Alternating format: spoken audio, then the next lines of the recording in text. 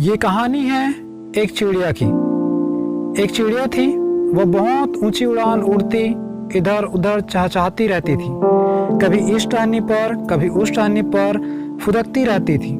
पर उस चिड़िया की एक आदत थी, वह जो भी दिन में उसके साथ, चाहे वो अच्छा हो या बुरा हो, उतने पत्थर अपने पास पोटली में रख लेती और अक्सर उन पत्थरों को पोटली से निकाल कर देखती।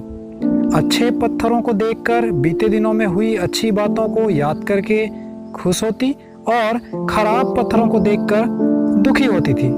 ऐसा वो रोज करती थी। उसका रोज का काम हो जाता था पोटली में अच्छे कामों के लिए पत्थर रखना, बुरे कामों के लिए पत्थर रखना, और वैसे ही अच्छे काम के लिए खुश होना और बुरे काम के लिए दुख होना।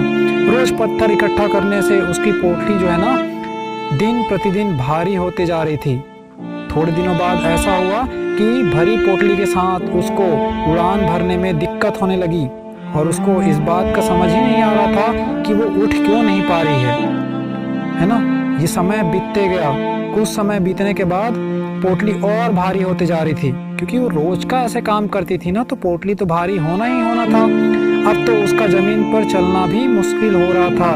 और एक दिन ऐसा आया कि वो अपने लिए न खाने का भी इंतजाम नहीं कर पा रही थी और उस पत्थर के बोझ के तले वो दब के मर गई। मोरल ऑफ द स्टोरी ये कहता है दोस्तों कि हमें अपने जो पूर्व में हुए घटनाओं को, है ना, चाहे वो अच्छा हो या बुरा हो, उन चीज़ों को लेके नहीं चलना चाहिए।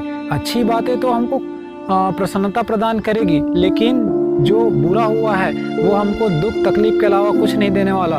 इसलिए अपना समय, आज जो वर्तमान है और जो भविष्य है, उसके लिए जियो, उसके लिए सोचो, है ना। तो ये स्टोरी वही कहता है।